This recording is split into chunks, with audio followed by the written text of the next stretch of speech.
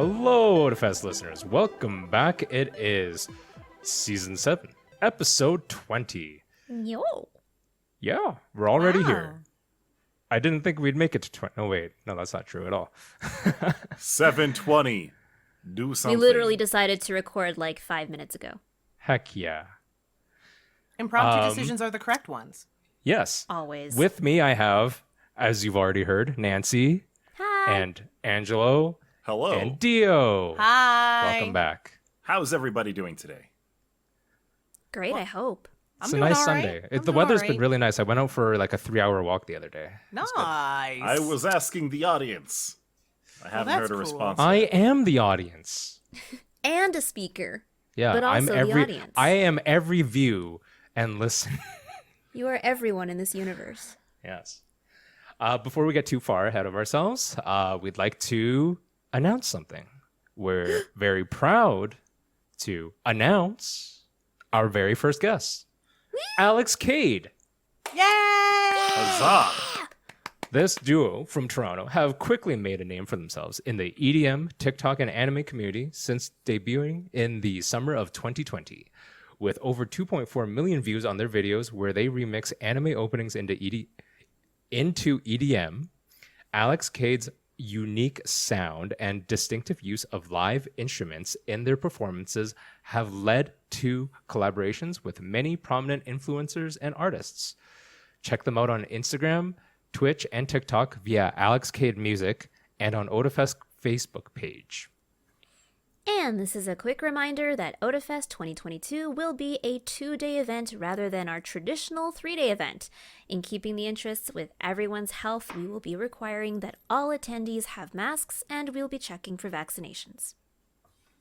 Yeah. Yay! I'm very Exciting happy about Otafest this. news. I'm I am excited. super excited. I've come across Alex Cade's stuff just randomly before, and I am actually super excited Tell to me. meet them. Yes. Holy cow. Tell me about this Alex Cade. Are they like an arcade but with more Alex? Yes. Yeah, sure. Honestly, if an arcade played their music, That you'd would have be a dope. pretty good time. I'd be there for that. Like, you know how we have a couple of like barcades and brewcades in Calgary now? It'd be cool Yes. if They they played they his- always have their- like their really music. hot like bar pumping music. If they had chill music like Alex Cade stuff, I would be very happy about that. Yeah, Yes. it would be really good. Like it would, especially like because it's a lot of like anime remixes and anime mixes that like feature. Like I've been listening to some of their stuff just because I was like, "Ooh, new guest, that's exciting!" And I was like, "Oh, hey, this is good listening. Like this is good. Like it's EDM, so it's a little bit peppy, but like there's the live instruments and stuff. Like also kind of like keeps it nice. That is and chill. 100% my aesthetic. Yes. And I like that they go, like, they do a little bit of nostalgia and they also do some new stuff. Like, they've remixed for, like, Demon Slayer. Yeah. And, I guess Jujutsu Kaisen isn't as new, but, like, No. it's a few new-ish. years Still, old, like, a couple obviously, years. but it's not, It's you wouldn't new-ish. consider it a classic, right? Yeah, But, exactly. like, the very but, like- first song of theirs that I came across was Wonderwall, and I was like, "Oh, I haven't heard this in In a I like what long they did time, there." right? Yeah, They also have, Was like, that from Inuyasha the remixes. Recreators opening? What? No, I'm thinking something else, I think. I mean, they might have. They've done some. They've done. I think their last show was for Montreal. They did a Twitch sort of online show Which is super cool. because it was a non in person event, Yeah. but it was pretty hype. Yeah. I'm very looking forward to bringing them here physically to Otafest, and I hope people enjoy. I really want you guys to check out their TikTok and Insta because just to get a taste. Go get a snippet I'm not of, saying like, you got what to the add them music to is your like. most listened Spotify. But But- go get yourself the little TikTok sampler Yeah. pack and enjoy and use that to get you excited for hearing them live. because we do research and Yeah. we want to bring the good. We like to good bring guests to who our will bring guests. you joy because we Exactly. care about you, the patrons. we love. It was good. But yes, thank you, Alex Cade, and we'll see you soon. On the topic of gaming, I guess, pretty big, small thing that sort of happened. You know, just a quick little merger, not much. But Just Does the a pretty January big small thing. Yeah, Pretty the, big the small thing. January Big small thing just 2022 equal to a pretty medium thing. yeah. massive new It was gaming like it was just like and a couple of technology news. just a few just billion dollars. Exactly, just a couple $1 billion, just a little bit of pocket Yeah. change in the, Oh in my the God. space Well, of it's true, you know, 'cause a technology giant. Well, the little Microsoft news really, and Microsoft bought them in cash, and like I said, it was just a little bit of pocket change that they found in the couch. It was 'cause about 35 they had something like over Minecrafts $100 billion in pocket change, so they used about $70 billion of it or something. Yeah, just to, just the nickels and casually dimes buy that you Blizzard. find in the back of your couch. Exactly, to buy Activision Blizzard, which is kind of just the portfolio news. there is just huge. It is nuts. Like, It is We don't some need of to the- talk about it. There's just so many things Yeah, in their it is portfolio just- that Microsoft now owns. It Yes. is just the biggest, some of the biggest news in gaming and tech this week. Probably will And it be was for a this surprise, month, I think, to almost probably will everybody. be for this quarter too. Yeah, I think nobody saw it coming. It was not something that people had on their 2022 bingo card. Nope. That Microsoft was going to open up January by buying a huge chunk of the market segment, but it's 2022. Anything can happen. Yeah. Mm-hmm. I mean, most people at Microsoft didn't know it was coming. It wasn't even like a discussed internally thing. It was just a decision it that just- was made, and it's not like, as we said earlier, it's not like it's a massive chunk of change for Microsoft. $70 billion is a lot of money, yes, but for Microsoft, To us it's plebs, really not. maybe. Yeah. My understanding now, I'm no financial person. I'm not really a money man, But my understanding is that Activision Blizzard had a $50 billion market cap. Basically, my understanding is that market cap is basically the valuation of a company. And Microsoft was just okay, well, what if we perceived valuation? Yes. What if we go and just spend an extra $20 billion on top of that? What if we just end up spending a whole 35 Minecrafts worth of money on Activision They cannot Blizzard? say no. They cannot say no if we do this. Exactly. And I mean, the thing is, yes, they are spending more money than they personally are perceived to have. But the thing is, and the likely outcome of this decision is that, it turns they're valued at, say, 50, they buy something for 70, and they're worth far more than both of those numbers combined at the end of the day. Mm-hmm. So I've personally been trying to grapple with whether this is a good thing or a bad thing. I'm very undecided, honestly. I think it's just a thing. It's just a thing that's happened. It's a good thing in that, a lot of people have been wanting to see more games Change. and they've, a whole and change just in the industry in general. There's hope that, Microsoft has a good reputation when it comes to the gaming space. So maybe it will turn into good things Influence, for developers and things like that. Yes. But at the same time, it also means that now Microsoft has a significant chunk It's a of the monopoly. market. It's to a market. monopoly. It's approaching Yeah. a monopoly for Yeah. sure. Yeah. Exactly. It's not a true that does monopoly. worry me. Anyone who actually believes that it's a monopoly is not like true in the technical sense. But it's Are they approaching it. monopoly? Potentially, but until they actually get there, you can't claim that. Yeah, it's approaching it, and I The think reality is that some people are uncomfortable with that. with Microsoft owning Blizzard, they still have a ton of, in the gaming sphere, I should say, they still have a ton of competition from Sony. They still have a ton of competition from Nintendo. Of course, Sony and Nintendo aren't competing with Microsoft themselves, just Microsoft Gaming, just like the Xbox division, if you would say. But overall, like Microsoft, they've come out and said certain things. Like they're committed to keeping Call of Duty on PlayStation, for example. They've already come out and said that. So far, if you want to trust them, they make it sound like they're going to be doing this in good faith.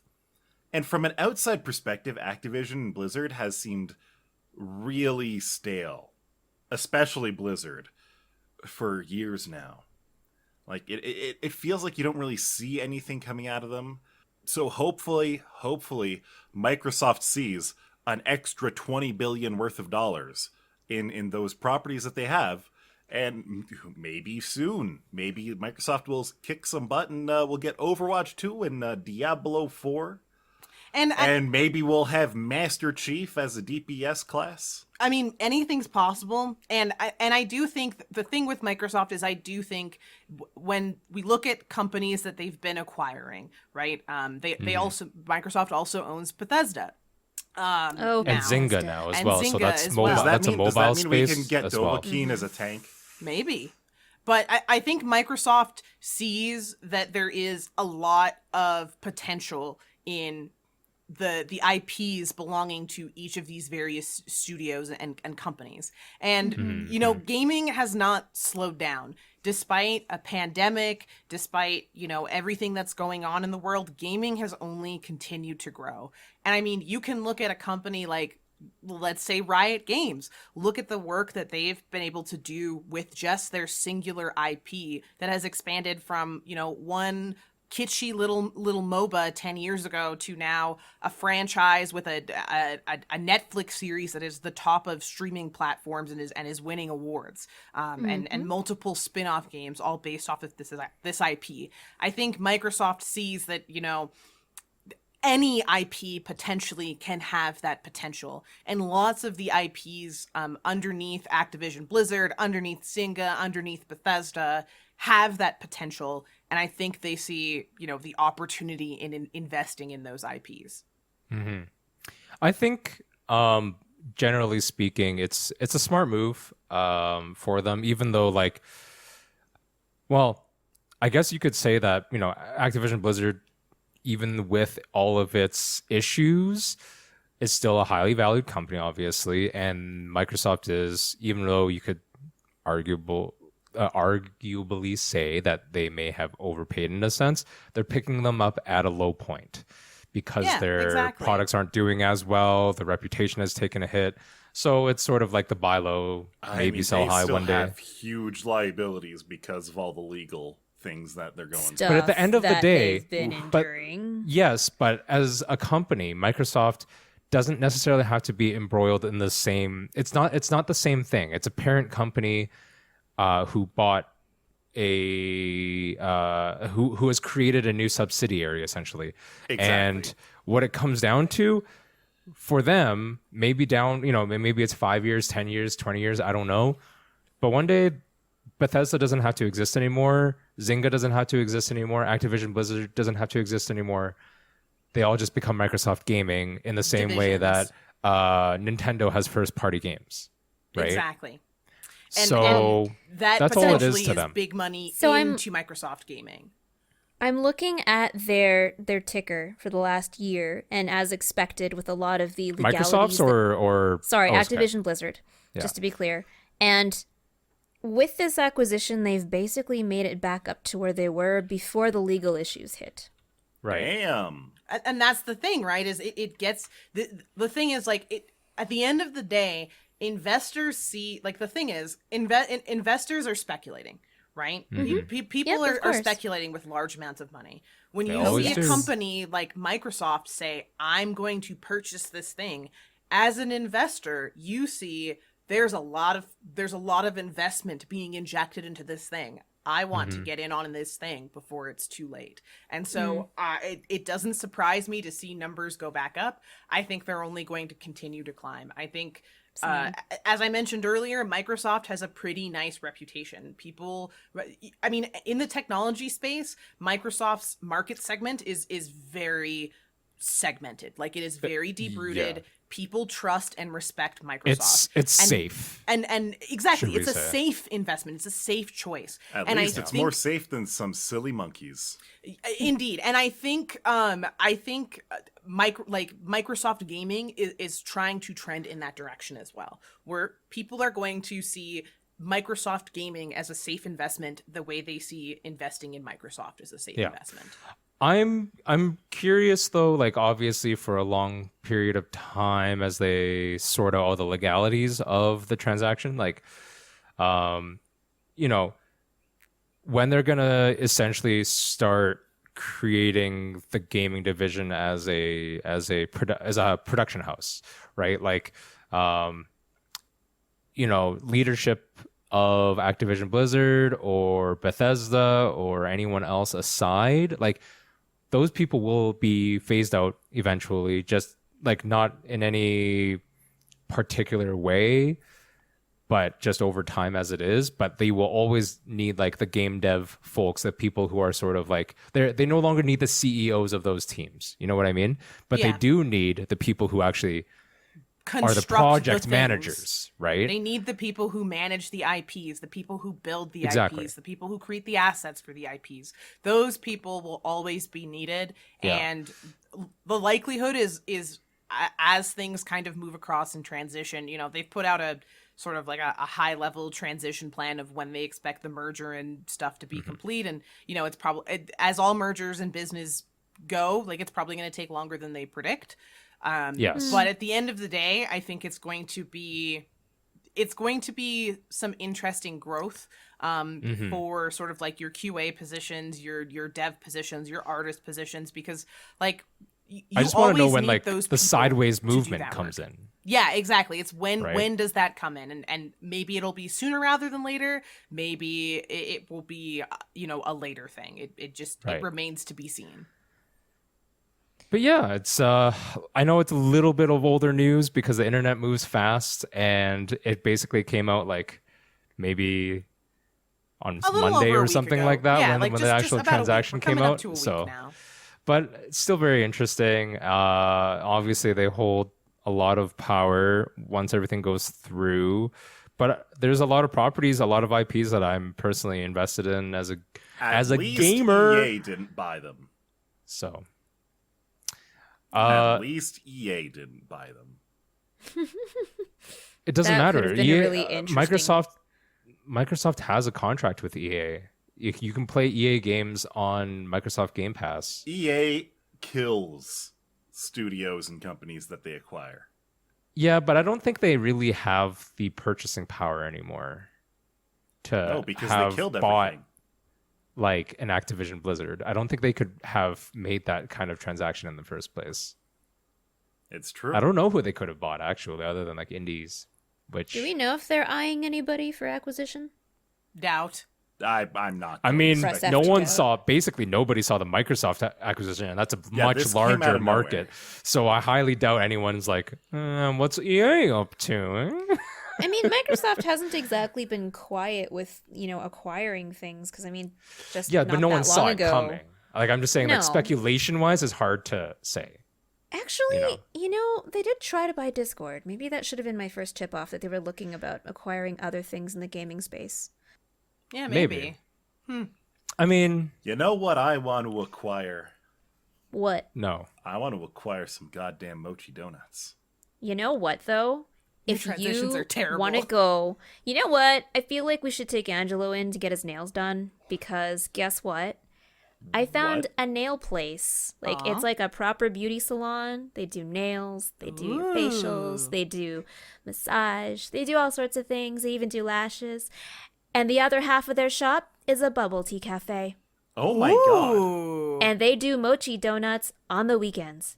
Oh my gosh. So you go, you get your nails done, you get a facial, you get some boba, and you get some mochi donuts? Oh, I'm Yeah, down. and they have What a is a wicked mochi patio for you to donut? sit on. What's a mochi donut? So regular Like, I know what donuts mochi are is, usually yeah, and I know what donut. yeasted flour, right? And Yeah, it's it's either usually a cake wheat flour, yeast flour, and fried. But it's a wheat flour, right? It's a wheat-based flour. Yes. So- Usually, yes. Yeah, so mochi donuts made with mochi flour instead. So you've got like the So it's rice flour? the chewiness, yeah, the chewiness yes, you of get like that that rice, chewy texture. the glutinous chewiness. Because like, so Are there's they- so many ways to interpret like mochi donut that I was like, maybe it's like a donut with mochi on inside. it, or is it a donut made out of mochi, or is it? Yeah, Are so I they was very fluffy much like a donut would be, or are they more dense like They're Yeah, I would fluffy. They're Yeah, they're fluffy. fluffy. Okay, I'm good But with they're fluff. still I don't. chewy when you chew on them.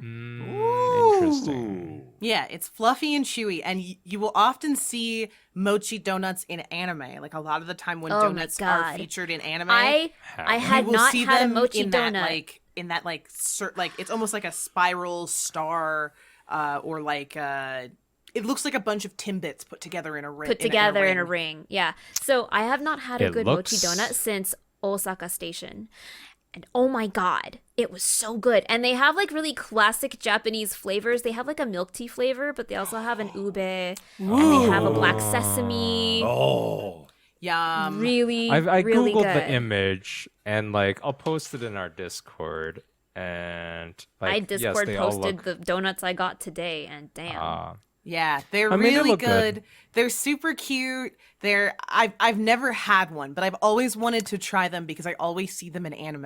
And I mean, think I I've like had mochi. them. So I'm like, there's no reason, like I've had different flavors of mochi. I'm like, there's no reason I wouldn't eat that as a So as a, what as I'm a hearing ringed is donut. we need to have a girls' date. Yes, we are all going to get nails, facials, boba, and donuts.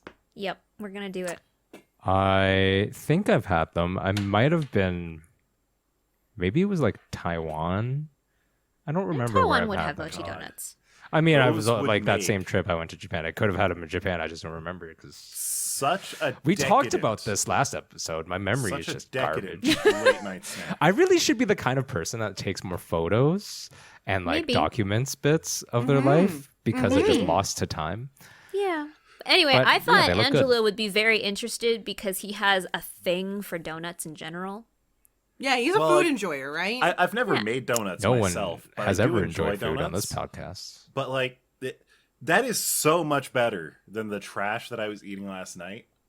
So like last night I indulged in some of the devil's lettuce, and as one does, Okay. Uh-huh. I got some pretty Leagery. intense munchies, you know, Uh-huh. and because I hadn't planned ahead, because I couldn't really go and get any snacks for this, I just had to make do with whatever With what was in the house? whatever was in the house. And so there I am, a little bit out of my mind, opening cupboards in the kitchen and being like, oh, What can I eat? there's some peanut butter here. There's some Nutella too. Oh, I know where Nutella this is going. basically candy. I'm actually not a huge Nutella enjoyer because it is too goddamn sweet. It is too goddamn decadent, indulgent.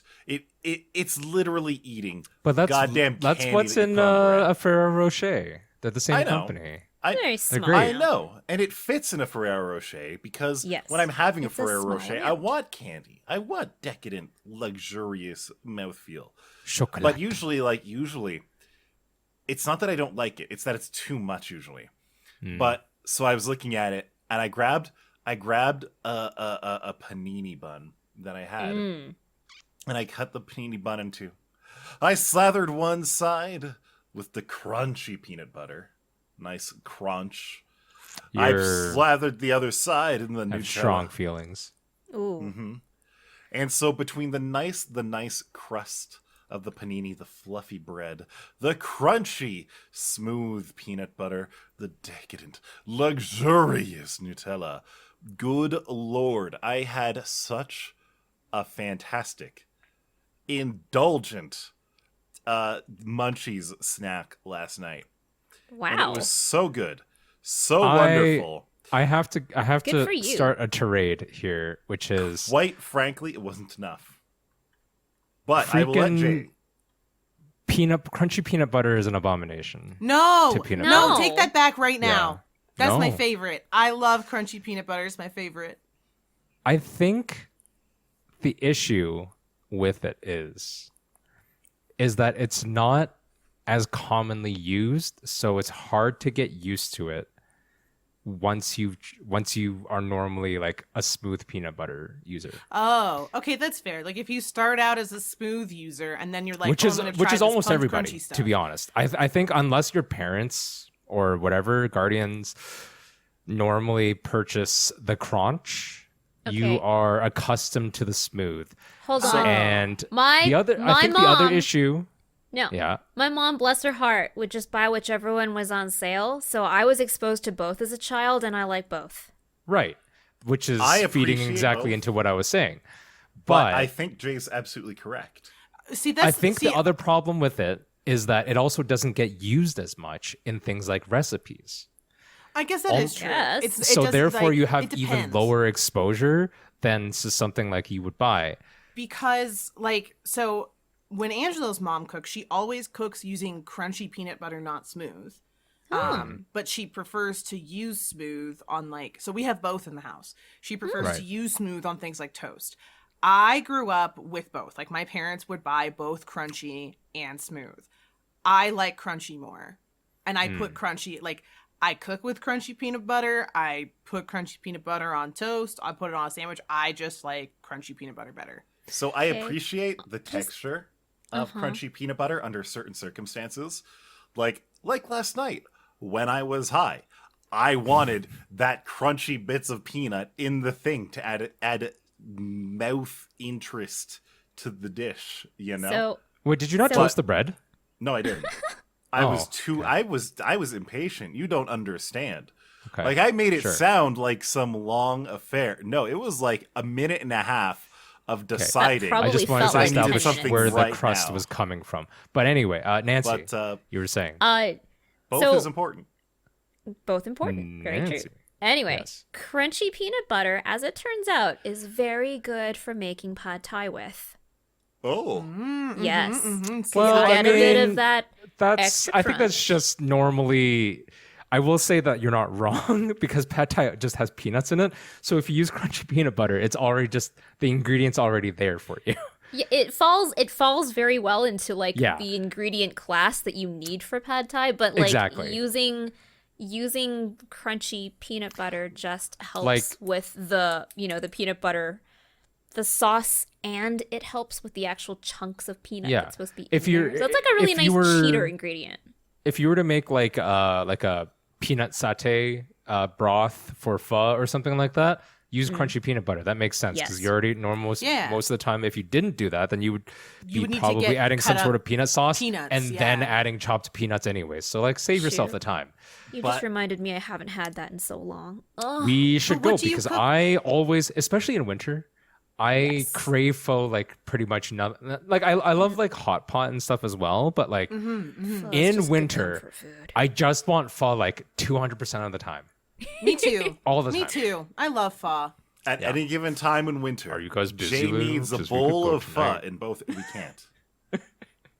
But what are foods? So maybe this is my like I don't like cooking very much, or like I don't cook frequently. But like what are foods that you cook with smooth peanut butter? Like I don't know of anything. Off the top of my Legitimately. head, a lot. In fact, the majority of peanut butter cookies are made with smooth peanut butter. Oh, I've never had a. Oh. I mean, I've only ever seen Yes. like your mom or my mom make peanut butter cookies with crunchy peanut butter. Yeah, but a lot As of people much as I like peanut enjoy butter, the I don't smooth, like cookies. chewy peanut butter cookies. Maybe this is why I don't like peanut butter cookies that I buy at the store because I Yeah. don't like when they're smooth and not like crunchy. Like I'm Maybe not a this is fan the of problem. like purchased peanut butter cookies either, so maybe that's I why. think this is the issue. I think I want Guys, crunch. I I just want just- crunchy peanut butter and everything. I just started I- looking at I just started looking at pho. Oh my god, now we've done it. it's so good. It looks amazing. I'm You know what? Maybe gonna go for maybe pho. pho is on my like my next soup to learn how to master making. Oh, ooh, Oh. that's gonna That's Yes. gonna be a hard one. It's gonna be a hard it's one. more I complicated, started- I think, than most people think. you need I bones. You need started, good bones. yeah, you need good bones. Yeah. I started very simple. I started with something simple. I started with miso soup because I really like miso soup. I love going Me to a too. restaurant and like getting a side of miso soup. Mm-hmm. And All the time. so a couple months ago, maybe actually it was probably more like a year ago, I bought some like soup, like the miso soup packets that was supposed to be like the all-in-one thing. Oh and I yeah, tried like the it. instant. Yeah. It was horrible. I mean, I did but not people, like it. you got to start somewhere. I was like, but I'm gonna try that just to see if I get what I want. I did not get what I wanted. I got the exact opposite of what I wanted. It was not good. So I was like, how hard can it be to make miso soup at home? Can I do this?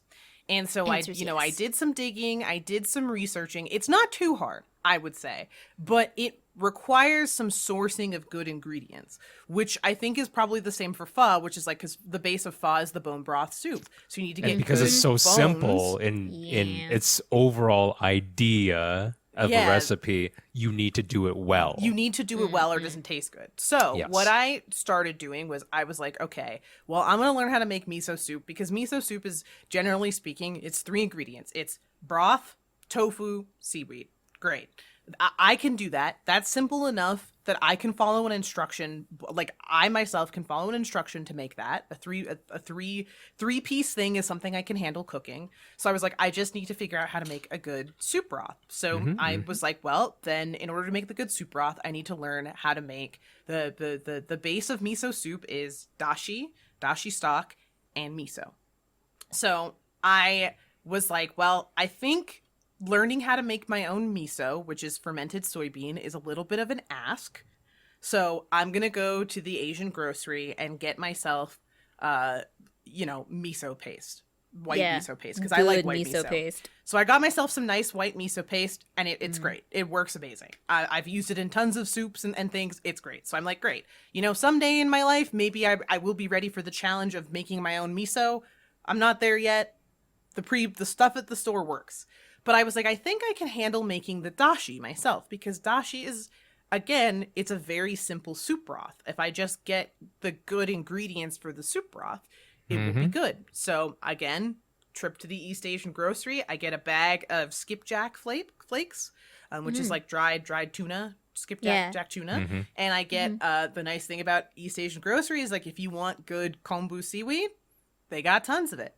So I bought some of that. And I learned how to, prepare the broth, which is, you rehydrate the kombu and you kind of like cook it just to a boil, and you skim off all the foam. And then as soon as it kind of hits that rolling boil, you get the kombu out of it so it doesn't get all slimy. And then you add in the skipjack flakes and you boil those in it.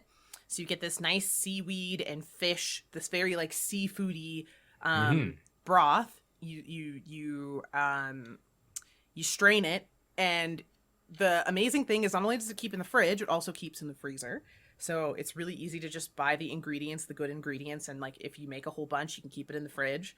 And then when you're ready to make your miso soup, you just heat it up to like a low simmer, just under boiling, and you mix in your miso paste, and then you can add in some wakame seaweed and some tofu. And I also got myself a tofu press, a little plastic tofu press, which makes pressing out the water. I've been experimenting with different kinds of tofu, because there's medium tofu, there's firm tofu, extra firm, there's silken, there's all kinds of different. Some people like to use marinated tofu, and the tofu press I bought also doubles as if you want to make a marinade to steep your tofu in. Yum. It will work for that, which is really awesome. But I really like to press the water out of my tofu. I have learned in my tofu adventures, because I've also tried recently frying tofu, breading and frying tofu, which was amazing. One thing I want to say about tofu as well, for a lot of people who are not familiar with tofu or have had like a negative experience with tofu, in a certain context, for example, as like a protein replacement or some other kind of thing, which is not what tofu is normally used for anyways, in terms of at least Asian cooking. It's just another except protein. for maybe like Buddhists, they sort of do a whole thing with their vegetarian diet. But I will say that the biggest misconception I feel that is out there about people's negative idea about tofu is that it's about taste. Yeah, that's the prevailing thing. Is there are things like there are recipes where tofu flavors are intense, in the sense that there's like fermented tofu. Yep. And people will be like, "Oh, that's really weird," or whatever. Or like hairy tofu is a thing that will sometimes throw people off. But the number one thing about tofu is actually just about texture. Yeah. For most types of Asian cooking, like you were describing, silken tofu, firm tofu, medium tofu, all this kind of stuff.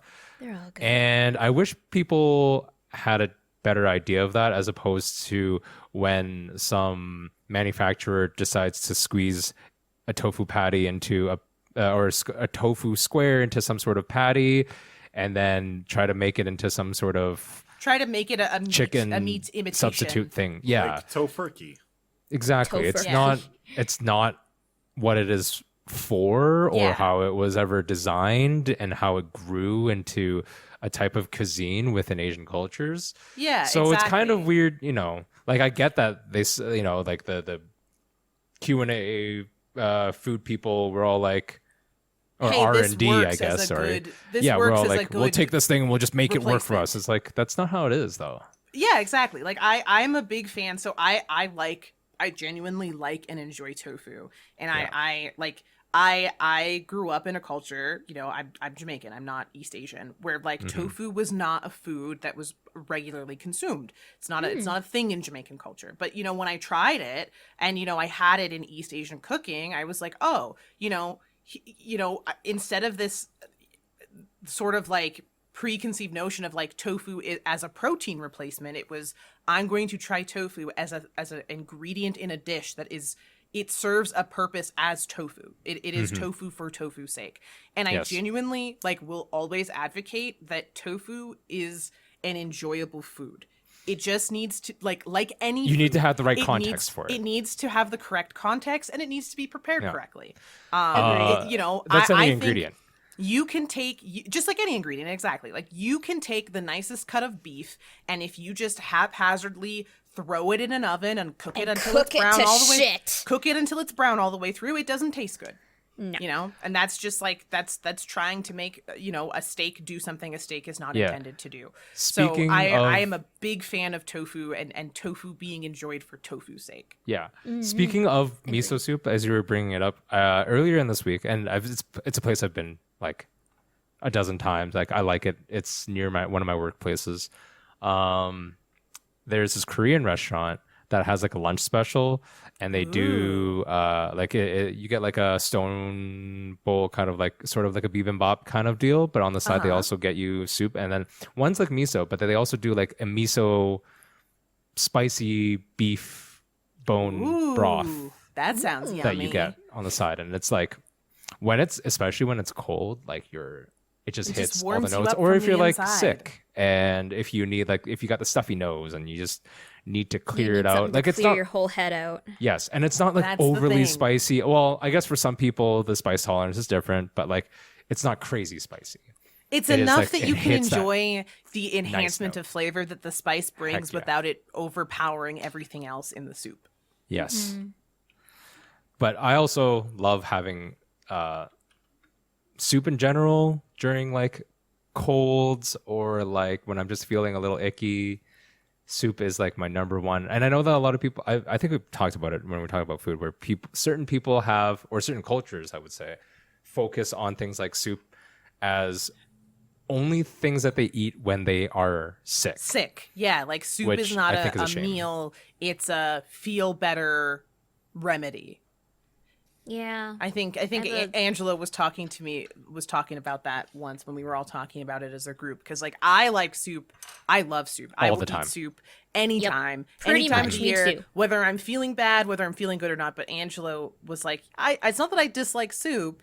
You felt like it was more like a thing that you eat when you're sick. Well, it's like a thing that you eat when you're sick, or it's like a quick and dirty meal that you just get from a can or something like that. Like to me, mentally, that's the plane that like soup occupies. Which is fair, different cultures, right? And for whatever reason, specifically distinct from stew, where stew would be much thicker, more Heartier. hearty, exactly. Oh, interesting. Whereas soup, like chicken soup, when you're sick, you have chicken soup. You're supposed to get all the fluids. I used to like soup is chicken soup. basically Like I used to fluid. like chicken noodle soup, but it's so like the generic stuff that you get from a can is just so like watery and sad Exactly. that I Yeah, would not I like, can even agree if I'm with that. sick now, I would not go to Yeah, go I'd to not that go as my for like chicken standard. soup.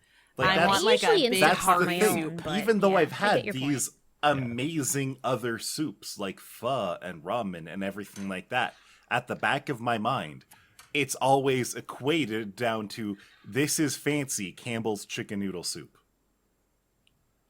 And that's just where soup and that occupies in your brain, I actually- guess. That actively works against the experience.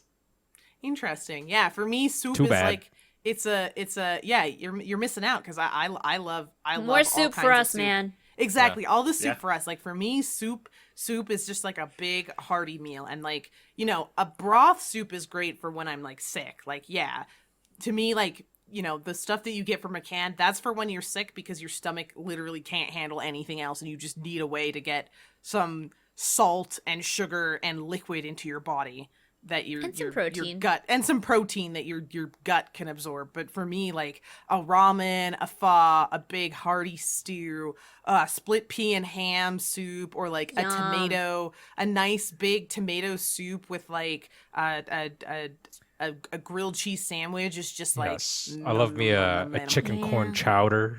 Yes, Mhm. yummy.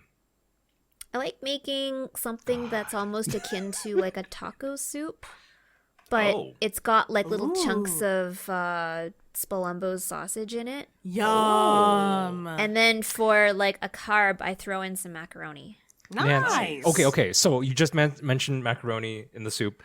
Nancy, I need to ask you, did you ever go to either, but it's more likely at a restaurant, I don't think it's despite how easy it is to make, I don't think my parents ever made it. I don't know how many other Asian parents ever made it for their kids.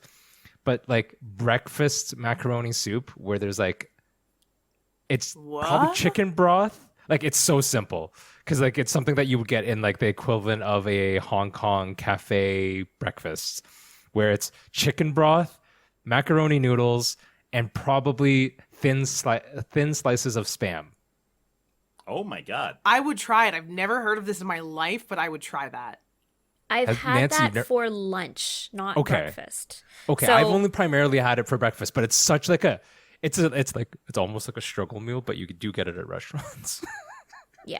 But like it's That- super easy to make. And That Spam literally is sounds- like a thing. Oh, I love Spam. That I just had literally some. sounds like it's on the same level as like a college student. I'm sorry to say this. It's on the same Oh, no. level as a Like, college it student taking comes with- pasta, putting butter on it, and if they're No, like, feeling really fancy, dressing comes it with with other garlic stuff. powder and pepper. It's Yeah, usually it's it's, like it's veggies. usually like that. it's a combo. It's usually a combo where you get that. You might get some eggs and some other stuff on the side. You might get some kind of veggie or butter toast as well. Yeah, pretty it's kind common. of like like- it's a whole meal thing. It's not just on its It's a own. meal that you could do as a struggle meal, like the way that you could do, like you can do Yeah. instant pack like $1 noodle ramen, or Yeah. you can go to a restaurant and have like proper nice ramen. It sounds like something that like is like that, where you can have like the super quick and efficient like meal, or you can have like the proper like Yes. nice street food combo meal. And I know that it sounds like the soup that I was talking about sounds like pretty mediocre, but I would say sure that it's I great. still like it over the canned chicken soup that we were just talking about because Spam as a meat product is still more substantial than the crap chicken that you get in those. Oh my god! And in Campbell's chicken noodle soup can, you get like there's like freeze two dried chunks. of Yeah, Two and they're chunks bad. of They're not like it's. Yeah. There's nothing redeemable about those pieces yeah, of no, protein yeah, other than the agreed. fact that they contain nutrient. I mean, it'll pretty do when much. you're really in a pinch, but yeah. Yeah. Yeah, it'll do when it's like I need a nutrient in my body. And But I am would- dying. If and I I had cannot go another to way- a store. If I had yeah. another way to get a nutrient in my body, I would choose a different way. It's Yep. true. Pretty much. And Spam is a better way. Even if Yeah. people True. and for people who don't like Spam, have you tried to pan fry it? Because I've I've heard literally of people just never cutting had Spam Spam. from I the also have can never and then had putting Spam. into a sandwich. That sounds like madness. yeah, it's I gotta just be never fried. had Spam It It's needs- got to be before. fried. It needs a Yeah, bit I've of never heat. had Spam before. I would. Even I if you're would putting try it in you just fat. you just you literally add like sometimes depending on the Spam brand because some have like they constitute with a little bit more fat in it, so you don't need to put oil in the pan. But if Oh, you you don't definitely put don't need to put oil in the pan with regular Spam. yeah, it I depends on feel which like- type, right? But like otherwise, you just you slice it into thin slices or whatever you prefer, just and like then you cooking just bacon. fry it off. Yeah, you Yep, fry it's it just off. like It cooking gets a little bacon. bit of crunch. Oh, it And a get little- crispy. I like yeah, a to little break crisp. eggs over mine. Yes, and then Yes. the thing that I just wanted to have it because I hadn't have it in a while, which was I did Spam, fried egg, like sunny side up, over rice with some soy sauce. It's the Yep. It is the simple baby nutritious thing. and it's just right for when you're just Oh. feeling it. And it's so simple. It's just so like it hits the notes. It does. Love it. I hope our listeners learned some interesting foods to try when they're not feeling so hot. All right, let's go get some noodle soup. Bye. See you next time.